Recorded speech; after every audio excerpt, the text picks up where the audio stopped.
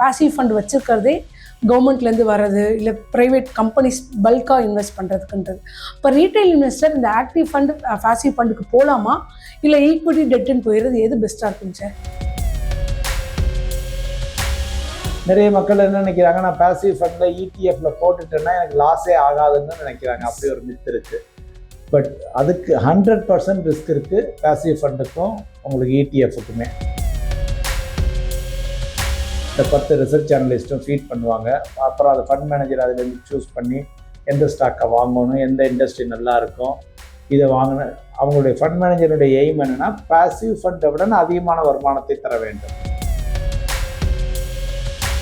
என்னையால் கொஞ்சம் higher risk எடுக்க முடியும், எனக்கு கொஞ்சம் ஹையர் ரிட்டர்ன் தேவை அப்படின்னு நினைக்கிறவங்க ஆக்டிவ் ஃபண்டை சூஸ் பண்ணிக்கலாம். எனக்கு வந்து மார்க்கெட் ரிஸ்கே போதும், ஏன்னா மார்க்கெட் ரிஸ்க்கை விட 1% நான் அதிகம் எடுக்க விரும்பலை. ஆனால் எனக்கு எக்ஸ்பென்ஸ் ரேஷியோ குறைவாக இருக்கணும், ரிட்டர்ன் குறைவாக இருந்தாலும் பரவாயில்ல. ஸோ அப்படிங்கிறவங்க வந்து பாசிவ் ஃபண்டை சூஸ் பண்ணிக்கலாம். நாளைக்கு இந்த ஃபண்ட் மேனேஜர் நல்லா பண்ணார், இந்த ஃபண்ட் மேனேஜர் நல்லா பண்ணலை, நீங்கள் இந்த ஃபண்ட் ஹவுஸ் கொடுத்ததுனால தான் இப்படியா அப்படி எந்த பிளேமையும் எடுத்துக்க விரும்பாத பொழுது passive fund is a better choice. ஏன்னா இப்போ அமெரிக்கா போன்ற பெரிய நாடுகள்லேயே வந்து பார்த்தீங்கன்னா ஸ்டில் ஆக்டிவ் ஃபண்ட் வந்து 50%. அங்கே நான் அமெரிக்கா தான் உலகத்திலேயே பாசிவ் ஃபண்டுக்கு வந்து ஒரு பெரிய மார்க்கெட்டுன்னு சொல்லுவோம். பட் அங்கேயே வந்து பார்த்தீங்கன்னா பாசிவ் ஃபண்ட் 50% தான் ஷேரு, ஆக்டிவ் ஃபண்ட் 50% இன்னும் ஸ்டில் இருக்காங்க. ஆக்டிவ் ஃபண்ட் மேனேஜருடைய மெயின் மோட்டோ என்னென்னா இந்த பாசிவ் ஃபண்டை விட, இந்த பெஞ்ச்மார்க்கை விட, இண்டெக்ஸை விட நான் அதிகமான வருவாயை முதலீட்டாளர்களுக்கு ஈட்டி தர வேண்டும். அப்படிங்கல அவர் போய் கொஞ்சம் ரிஸ்க் எடுப்பார்.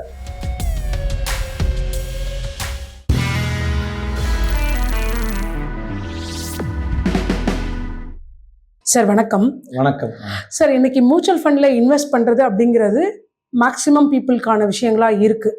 அப்படிங்கிறப்ப இதில் நிறைய பேர் நிறைய ஃபண்ட் இருக்குது, நிறைய கேட்டகரி இருக்குங்கிறாங்க. இதில் ஆக்டிவ் ஃபண்ட் பாசிவ் ஃபண்ட்னா என்ன, அது ரெண்டுத்துக்கும் உள்ள டிஃப்ரென்ஸ் என்னங்க sir? Active fund passive fund அதாவது என்னென்னா, இப்போ நம்ம பங்குச்சந்தை குறியீட்டை அடிப்படையாக கொண்டு அந்த குறியீட்டில் ஒவ்வொரு பங்கும் என்ன சதவீதத்தில் இருக்கோ அதே சதவீதத்தில் வச்சுக்கிறது தான் பாசிவ் ஃபண்டு. அதுக்கு வந்து ஃபண்ட் மேனேஜர் தேவையில்லை, ஆட்டோமேட்டிக்காக ஒரு கம்ப்யூட்டரே வந்து அதை நிர்வகிச்சிடும் அந்த அளவுக்கு. ஏன்னா இப்போ ஒரு இண்டெக்ஸ் இருக்குது, நிஃப்டி 50 இருக்குன்னா நிஃப்டி 50 இண்டெக்ஸ் ஃபண்டை ஒரு பாசிவ் ஃபண்டுமோ ஒரு எக்ஸாம்பிளுக்கு. ஸோ அந்த பாசிவ் ஃபண்ட் வந்து இப்போ ஃபண்டாகவும் இருக்கலாம், இல்லை இடிஎஃபாகவும் இருக்கலாம். அவங்க மார்க்கெட்லேயும் வாங்கிக்கலாம், அல்லது ஃபண்டாகவும் இருக்கும். ஸோ இடிஎஃப் ஃபண்டாக இருக்கும், அப்படியும் வாங்கிக்கலாம். ஸோ இப்போ அந்த ஃபண்டில் இப்போ 50 ஒரு எக்ஸாம்பிளுக்கு வந்து ரிலையன்ஸ் இண்டஸ்ட்ரீஸ் வந்து 10% இருக்குது நிஃப்டி 50ல் அப்படின்னா, இந்த ஃபண்ட் மேனேஜரும் தான் நிர்வகிக்கிற தொகையில் 10% ரிலையன்ஸ் இண்டஸ்ட்ரீஸில் போட்டுருவார். ஹெச்டிஎஃப்சி பேங்க் 5% இருக்குன்னா 5% இவரும் வாங்கி வச்சிருவார். ஸோ இது எப்போ போல் இண்டெக்ஸ் சேஞ்ச் ஆகுதோ, இண்டெக்ஸில் கான்ஸ்டியூயன்ஸ் பர்சன்டேஜ் எப்போ சேஞ்ச் ஆகுதோ அதே எக்ஸாக்டாக அதை காப்பி கேட் பண்ணி இங்கே சேஞ்ச் பண்ணிவிடுவாங்க. ஸோ இதுதான் வந்து உங்களுக்கு வந்து பாசிவ் ஃபண்டு. ஸோ இப்போ இண்டெக்ஸ் எவ்வளோ ஏறிச்சு, 10% ஏறிச்சு. என்னுடைய ஃபண்ட் எவ்வளோ ஏறிச்சு, 10% ஏறிடுச்சு. இண்டெக்ஸ் எவ்வளோ இறங்குச்சு, 15% இறங்குச்சு. என்னுடைய இது எவ்வளோ இறங்குச்சு, 15% இறங்குச்சு. எக்ஸாக்டாக இதில் வந்து சில சமயங்களில் வந்து அவங்க வாங்கி விற்கிறதுல கொஞ்சம் டிலே ஆகும். அதனால ட்ராக்கிங் எரர்னு சொல்லுவோம். இண்டெக்ஸை விட இண்டெக்ஸ் வந்து 15% இறங்குச்சுன்னா ஏம்ட்டு 15% இறங்கிருக்கலாம். இண்டெக்ஸ் 10% ஏறிச்சுன்னா ஏம்ட்டு வந்து ஒரு 9.5% ஏறி இருக்கலாம், அல்லது 10.5% ஏறி இருக்கலாம். ஸோ அதைத்தான் நம்ம ட்ராக்கிங் எரர்னு சொல்லுவோம். ஸோ நம்ம பாசிவ் ஃபண்ட் அனலைஸ் பண்ணையில் ட்ராக்கிங் எரர் எவ்வளவு அப்படின்னு பார்ப்போம். ஸோ ட்ராக்கிங் எரர் எந்த அளவுக்கு குறைவாக இருக்கிறதோ அந்த அளவுக்கு நல்லது பாசிவ் ஃபண்டை பொறுத்த வரைக்கும். நிறைய மக்கள் என்ன நினைக்கிறாங்க, நான் பாசிவ் ஃபண்டில் இடிஎஃப்ல போட்டுட்டேன்னா எனக்கு லாஸே ஆகாதுன்னு நினைக்கிறாங்க. அப்படி ஒரு மித் இருக்குது. பட் அதுக்கு 100% ரிஸ்க் இருக்குது பாசிவ் ஃபண்டுக்கும் உங்களுக்கு இடிஎஃப்க்குமே. பாசிவ் ஃபண்டு வந்து மார்க்கெட் இறங்குச்சுன்னா எந்த அளவு இறங்குதோ எக்ஸாக்டாக அதே அளவு வந்து பாசிவ் ஃபண்டு இறங்கும். ஸோ அது வந்து ரிஸ்க் இல்லாததுன்னு நினைக்காதீங்க. 100% ரிஸ்க் உடையது தான் பாசிவ் ஃபண்டும். ஸோ இது வந்து பாசிவ் ஃபண்ட் சைடில். இப்போ ஆக்டிவ் ஃபண்ட் வந்து பார்த்தீங்கன்னா ஒரு ரியல் ஃபண்ட் மேனேஜர் மனுஷனை வச்சு மேனேஜ் பண்ணப்படுது. ஒரு ஃபண்ட் மேனேஜர்னு இருக்காரு, அவங்களுக்கு ரிசர்ச் டீம்னு இருக்குது, அதில் ஒரு சீஃப் இன்வெஸ்ட்மெண்ட் ஆஃபீஸர், ஒரு ஹோல் டீமே இருக்குன்னு வச்சுக்கோங்களேன். ஸோ இப்போ இந்த டீம் ரிசர்ச் அனலிஸ்ட் இருப்பாங்க, ஃபண்ட் மேனேஜர் இருக்காங்க, இது எல்லாருமே இருப்பாங்க. ஒவ்வொரு ரிசர்ச் அனலிஸ்ட்டும் ஒரு 3 இண்டஸ்ட்ரியை பார்ப்பாங்க. அது மாதிரி ஒரு 10 ரிசர்ச் அனலிஸ்ட் வச்சுருப்பாங்க ஒவ்வொரு ஃபண்ட் ஹவுஸ், இல்லை 5 வச்சுருப்பாங்க சின்ன ஃபண்ட் ஹவுஸாக இருந்தால். இந்த 10 ரிசர்ச் அனலிஸ்ட்டும் ஃபீட் பண்ணுவாங்க. அப்புறம் அது ஃபண்ட் மேனேஜர் அதுலேருந்து சூஸ் பண்ணி எந்த ஸ்டாக்கை வாங்கணும், எந்த இண்டஸ்ட்ரி நல்லா இருக்கும், இதை வாங்கின அவங்களுடைய ஃபண்ட் மேனேஜருடைய எய்ம் என்னென்னா பாசிவ் ஃபண்டை விட அதிகமான வருமானத்தை தர வேண்டும். பாசிவ் ஃபண்ட் வந்து இண்டெக்ஸ் ஒட்டி தானே தருது. ஏன்னா பாசிவ் ஃபண்டில் வந்து என்னென்னா செலவினங்கள் குறைவு, எக்ஸ்பென்ஸ் ரேஷியோன்னு சொல்லுவோம். எக்ஸ்பென்ஸ் ரேஷியோ ஒரு பேராமீட்டரை பார்த்து தான் பாசிவ் ஃபண்டை சூஸ் பண்ணுவாங்க. செலவினங்கள் குறைவு, 10 காசு 20 காசு 30 காசு அப்படி தான் இருக்கும். 0.2%, 0.1%, 0.5% இந்த ரேஞ்சில் தான் இருக்கும் இண்டெக்ஸை பொறுத்து அவங்களுடைய எக்ஸ்பென்ஸ் ரேஷியோ. வேற ஆக்டிவ் ஃபண்டில் வந்து பார்த்தீங்கன்னா அப் டு 2.25% வரைக்கும் மேக்ஸிமம் இருக்கலாம். ஆவரேஜாக ஒரு 1.5, 1.75 இந்த ரேஞ்சில் ஆவரேஜாக இருக்கும் ஜென்ரலாக. ஸோ எக்ஸ்பென்ஸ் ரேஷியோ அதிகம். ஆனால் நம்ம பார்க்க வேண்டியது என்னென்னா இந்த passive fund post expense ratio எவ்வளோ ரிட்டர்ன் கொடுக்குது, active fund post expense ratio எவ்வளோ கொடுக்குது அப்படிங்கிறது தான். லாங் டேர்மில் வந்து பார்த்தீங்கன்னா ஆக்டிவ் ஃபண்ட்ஸு இந்தியாவில் வந்து பாசிவ் ஃபண்டை விட அதிக வருமானத்தை தந்திருக்கிறது இன்வெஸ்டருக்கு. நான் எல்லா எக்ஸ்பென்ஸ் ரேஷியோவும் போக சொல்கிறேன். போகிறதுக்கு வந்து பார்த்தீங்கன்னா ஆக்டிவ் ஃபண்ட்ஸ் வந்து they have delivered good returns over period of time. Passive fund long டேர்மில் ஒரு 14% கொடுத்துருக்குன்னா ஆக்டிவ் ஃபண்டில் 15, 16, 18, 20, 22, 24 கொடுத்துருக்காங்க லாங் டேர்மில். ஸோ அதனால வந்து என்னையால் கொஞ்சம் ஹையர் ரிஸ்க் எடுக்க முடியும், எனக்கு கொஞ்சம் ஹையர் ரிட்டர்ன் தேவை அப்படின்னு நினைக்கிறவங்க ஆக்டிவ் ஃபண்டை சூஸ் பண்ணிக்கலாம். எனக்கு வந்து மார்க்கெட் ரிஸ்கே போதும், ஏன்னா மார்க்கெட் ரிஸ்க்கை விட 1% நான் அதிகம் எடுக்க விரும்பலை. ஆனால் எனக்கு எக்ஸ்பென்ஸ் ரேஷியோ குறைவாக இருக்கணும், ரிட்டர்ன் குறைவாக இருந்தாலும் பரவாயில்ல. ஸோ அப்படிங்கிறவங்க வந்து பாசிவ் ஃபண்டை சூஸ் பண்ணிக்கலாம். ஒரு எக்ஸாம்பிளுக்கு இப்போ என்பிஎஸ் அவங்கெல்லாம் வந்து பாசிவ் ஃபண்டில் தான் போடுறாங்க. ஓகே, நம்ம எம்ப்ளாயி ப்ராவிடென்ட் ஃபண்ட் இருக்குல்ல, எம்ப்ளாயி ப்ராவிடென்ட் ஃபண்டு மாதம் 3000, 4000, 5000 கோடி வரும் அவங்களுக்குலாம். ஸோ இப்போ அதெல்லாம் வந்து இந்த பாசிவ் ஃபண்டில் தான் போடுறாங்க. ஏன்னா அவங்க வந்து நாளைக்கு இந்த ஃபண்ட் மேனேஜர் நல்லா பண்ணார், இந்த ஃபண்ட் மேனேஜர் நல்லா பண்ணலை, நீங்கள் இந்த ஃபண்ட் ஹவுஸ் கொடுத்ததுனால தான் இப்படியா அப்படி எந்த பிளேமையும் எடுத்துக்க விரும்பாத பொழுது passive fund is a better choice. Whereas நான் வந்து கொஞ்சம் ரிஸ்க் எடுத்து இன்னும் கொஞ்சம் ரிட்டர்ன் அதிகமாக எனக்கு வேணும் அப்படின்னு நினைக்கிறவங்களுக்கு active fund is a better choice. நம்ம ஆக்டிவ் ஃபண்ட் ஆகட்டும் பாசிவ் ஃபண்ட் ஆகட்டும் நம்ம பேசுகிற ரிட்டர்ன் எல்லாமே வந்து போஸ்ட் எக்ஸ்பென்ஸ் தான் பேசுகிறோம். அது காமிக்கிறதே வெப்சைட்டில் உங்களுக்கு காமிக்கிறதே, நீங்கள் போய் தட்டி பார்த்தீங்கன்னா எந்த மியூச்சுவல் ஃபண்ட் வெப்சைட்டில் பார்த்தீங்கன்னா அவங்க காமிக்கிற ரிட்டர்ன் எல்லாமே போஸ்ட் எக்ஸ்பென்ஸ் ரேஷியோ தான். பாஸ்ட் ரிட்டர்னை சொல்கிறேன், பாஸ்ட் ரிட்டர்ன் எல்லாமே போஸ்ட் எக்ஸ்பென்ஸ் ரேஷியோ தான். ஸோ இந்தியா வந்து ஒரு வளரும் நாடு, வளர்ந்து கொண்டு இருக்கக்கூடிய நாடு. இன்னொரு 20-30 வருஷத்துக்கு இந்தியாவோட க்ரோத் நல்லா இருக்கும் அப்படிங்கிறதுனால ஆக்டிவ் ஃபண்ட் மேனேஜர்ஸ் வந்து they have a good chance of beating the benchmark which is passive fund. So அதனால ஆக்டிவ் ஃபண்ட் மேனேஜர்ஸ் இன்னொரு 10 வருஷத்துக்கு 20 வருஷத்துக்கு 30 வருஷத்துக்கு வந்து பாசிவ் ஃபண்டை விட நல்ல ரிட்டர்ன் தர முடியும். But at the same time எல்லா ஆக்டிவ் ஃபண்ட் மேனேஜரும் தருவாங்களான்னு கேட்டிங்கன்னா கிடையாது. அட் டைம்ஸில் வந்து சில ஆக்டிவ் ஃபண்ட் மேனேஜர்ஸ் வந்து பெஞ்ச் மார்க்கை விட பாசிவ் ஃபண்டை விட லோயராக இருப்பாங்க, அட் டைம்ஸில் அதை விட அதிகமாக இருப்பாங்க. பட் லாங்கர் டேர்மில் their aim is to beat the benchmark. And நிறைய பேர் அதை பண்ணியிருக்காங்க. லாங் டேர்மில் நிறைய ஃபண்டுகள் வந்து பாசிவ் ஃபண்டை விட ஆக்டிவ் ஃபண்டுகள் அதிகமான வருவாயை தந்துள்ளன இது வரைக்கும் ஜென்ரலாக. ஸோ அதனால் now the ball is in the investors court. அவங்க வந்து எனக்கு எப்படி வேணும், எனக்கு மார்க்கெட் ரிஸ்கே போதும்னா பாசிவ் ஃபண்டை சூஸ் பண்ணிக்கிட்டோம்.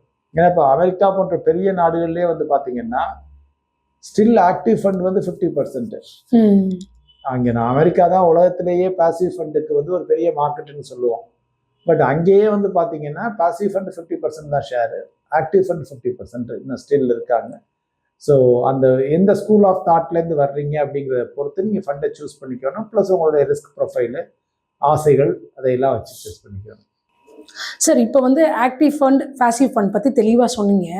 இப்போது நீங்கள் சொல்கிற மாதிரி ஈக்விட்டி ஃபண்ட்ஸும் நிறைய இருக்கும், ஈக்விட்டி மியூச்சுவல் ஃபண்ட்ஸ் நிறைய இருக்குது. நான் ரிஸ்க் எடுக்கிறவங்க ஈக்விட்டி மியூச்சுவல் ஃபண்ட்லேயே போய்க்கலாம். அவங்களுக்கு ஏன் ஆக்டிவ் ஃபண்டுக்கு வரணும்? இந்த டிஃப்ரென்ஸ் ஏன்? இந்த ஃபண்டே ஏன் இப்படி ஒன்று இருக்குது?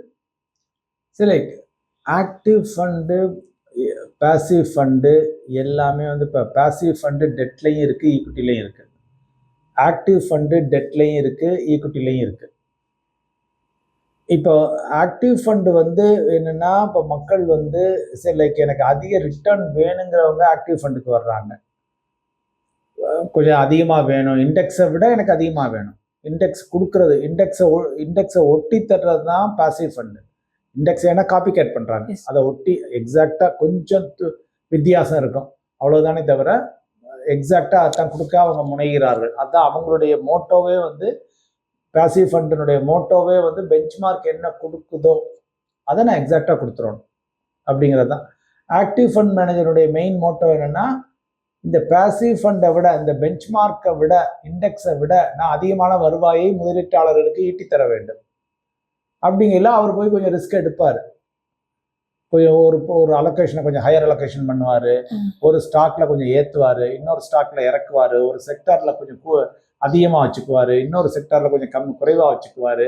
ஸோ இது மாதிரி இப்போ ஐடி செக்டார் டவுனா அப்படின்னா இப்போ ஐடி செக்டார்லாம் அவங்க குறைச்சிக்குவாங்க. இப்போ ஃபைனான்ஸ் செக்டார் தான் நல்லா ஆக போகுது, அப்போ ஃபைனான்ஸ் செக்டார்ல கூட்டிக்குவாங்க பர்சன்டேஜ் ஹோல்டிங்கை. ஸோ இது எல்லாமே பண்ணுவாங்க. ஒரே ஃபண்டு நிறுவனங்கள் ரெண்டையுமே நடத்துகிறாங்க.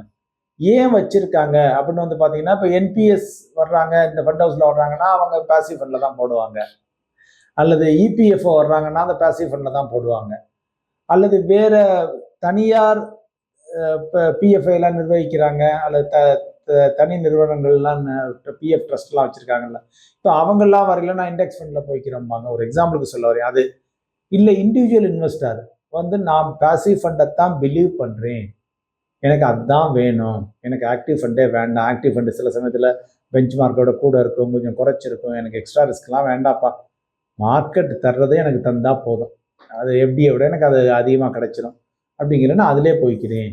லாங் டேர்மில் சொல்கிறேன். ஷார்ட் டேர்மில் எல்லாமே குறையும் கூடும், பாசிவும் ஏறும் லாஸை தரும், ஆக்டிவும் லாஸை தரும், அதே மாதிரி பாசிவும் ப்ராஃபிட்டை தரும், ஆக்டிவும் ப்ராஃபிட்டை தரும். ஸோ இது மாதிரி எனக்கு எக்ஸாக்ட் எனக்கு என்ன இருக்குதோ அது போதும் அப்படிங்கிற மாதிரி இருக்கிறவங்களுக்கு வந்து ஒரு பிளைனாக சொன்னால், அரிசியா ஏதோ ஒரு அரிசியை நான் வாங்கினா போதும், இட்லியா ஏதோ ஒரு கடையில் சாப்பிட்டா போதும், எல்லா இட்லி தானேப்பா. இப்போ நீங்கள் சில பேர் சொல்லுவாங்க, இல்லை நான் சங்கீதாவில் போய் சாப்பிட்டேன், இல்லை நான் இது இன்னொரு கடையில் போய் சாப்பிட்டேன் அப்படிம்பாங்க, அது அந்த டேஸ்டே தனி, அது மல்லிகைப்பூ இட்லியா இருந்துச்சு அப்படி இப்படின்னு சொல்லுவாங்க. ஸோ அந்த டிஃப்ரென்சியேஷன், அந்த ஃப்ளேவர்ஸு, அந்த இன்னும் ஹை டேஸ்ட்டு, ஹை கண்டென்ட்டு அதெல்லாம் இருக்க தான் ஆக்டிவ் ஃபண்டு. இப்போ எல்லா இடத்துலையும் இது ஒன்று தானே, இப்போ எங்கே வேணாலும் அரிசி ஒன்று தான் போடு, இப்போ அதில் என்ன மனம் என்ன இருக்குது, குணம் என்ன இருக்குது, எல்லாம் ஒரே அரிசி தான்ப்பா, எல்லாம் பூமியில் விளையிறது தான் அப்படிங்கிற மாதிரி பாசிவ் ஃபண்டு ஜென்ரலாக. அதுதான் டிஃப்ரென்ஸ் மேஜராக பார்த்தீங்கன்னா. சார், இப்போ வந்து நீங்கள் சொன்னீங்க பாசிவ் ஃபண்ட் வச்சுருக்கிறதே கவர்மெண்ட்லேருந்து வர்றது, இல்லை ப்ரைவேட் கம்பெனிஸ் பல்காக இன்வெஸ்ட் பண்ணுறதுக்குன்றது. இப்போ ரீட்டைல் இன்வெஸ்டர் இந்த ஆக்டிவ் ஃபண்டு பாசிவ் ஃபண்டுக்கு போகலாமா, இல்லை ஈக்விட்டி டெட்டுன்னு போயிடுறது, எது பெஸ்ட்டாக இருக்குங்க சார்? இல்லை, ரீட்டைல் இன்வெஸ்டர்ஸும் நான் சொல்கிற மாதிரி மோஸ்ட் ஆஃப் த பீப்புள் இந்தியாவில் வந்து ஆக்டிவ் ஃபண்டுக்கு தான் போகிறாங்க. ரீட்டைல் இன்வெஸ்டர்ஸ் வந்து மோஸ்ட் ஆஃப் 1000 2000 எஸ்ஐபி போடுறாங்க, அது இது எல்லாமே வந்து இதுக்கு தான் போகிறாங்க. இப்போ ரொம்ப வெல் எஜுகேட்டட் பீப்புள் எனக்கு வந்து இங்கே எக்ஸ்பென்ஸ், நிறைய பேர் என்ன கவலைப்படுறாங்கன்னா, அங்கே எக்ஸ்பென்ஸ் ரேஷியோ அதிகமாக இருக்கே, இங்கே வந்து எனக்கு இதில் வந்து எக்ஸ்பென்ஸ் ரேஷியோ குறைவு பாசிவ் ஃபண்டில், அதனால நான் பாசிவ் போகிறாங்க. பட் நம்ம ஆஸ் அ இன்வெஸ்டர் நம்ம எதை பார்க்கணும்னா, எனக்கு எங்கே ரிட்டர்ன் அதிகமாக கிடைக்கும். ஏன்னா போஸ்ட் எக்ஸ்பென்ஸ் ரேஷியோங்கிறது வந்து இதுலேயும் இருக்குது. இப்போ இது வந்து 0.1% வச்சுங்களேன், நிஃப்டி 50 ஒருத்தங்க வந்து 0.1%க்கு நிஃப்டி 50 ஃபண்டாக ஆஃபர் பண்ணுறாங்க. அது வந்து எனக்கு ஒரு லாங் டேர்மில் வந்து ஒரு 14% கொடுக்குது, அந்த 0.1% எக்ஸ்பென்ஸ் ரேஷியோ போக கழிச்ச பிறகு. வேற எனக்கு ஒரு ஆக்டிவ் ஃபண்ட் இருக்குது, அவங்க வந்து 2.25% சார்ஜ் பண்ணுறாங்க. ஆனால் அந்த எக்ஸ்பென்ஸ் ரேஷியோ போக கழிச்சது போக எனக்கு 18% லாங் டேர்மில் கொடுத்துருக்காங்க. அப்போ வந்து எனக்கு எது பெஸ்ட்டு, எனக்கு ஆக்டிவ் ஃபண்டு பெட்டராக இருக்கும் லாங் டேர்மில் அப்படின்னு நான் முடிவு பண்ணிக்கிறேன். சில பேர் சொல்கிறாங்க, ஏன் இந்த 2.25 ஃபண்ட் மேனேஜர் எடுத்துக்கிறாங்க, ஃபண்ட் ஹவுஸ் எடுத்துக்கிறாங்க, அது கமிஷனாக போகுது, ப்ரோக்கரேஜாக போகுது, டிஸ்ட்ரிபியூட்டருக்கு எல்லாருக்கும் போகுது, அது தேவையே இல்லை, நானே பண்ணிக்கிறேன் அப்படின்னு சொல்லிட்டு நான் இந்த பாசிவ் ஃபண்ட்லேயே பண்ணிக்கிறாங்க. Choice is there's. ஏன்னா அதில் என்னென்னா எஃபிஷியன்சி தியரின்னு இருக்குது. அந்த எஃபிஷியன்சி தியரி ஹைபாத்திசிஸ் என்னென்னா, சிலைக்கு ஏதாவது ஸ்டாக் ஏற போகுதுன்னா ஆக்டிவ் ஃபண்ட் மேனேஜர் போய் எப்படி வாங்குவார், அதுக்கு முன்னால் யாரோ எடுத்திருப்பாங்கல்ல. ஸோ அதனால் பாசிவ் ஃபண்ட் தான் பெஸ்ட்டு லாங் டேர்மில், பாசிவ் ஃபண்டை பீட் பண்ண முடியாது அப்படின்னு.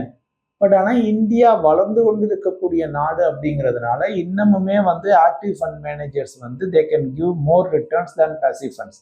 That is my belief and that has been so for இந்த லாஸ்ட் 20 இயர்ஸ் நான் அதான் பார்த்துக்கிட்டு இருக்கேன்.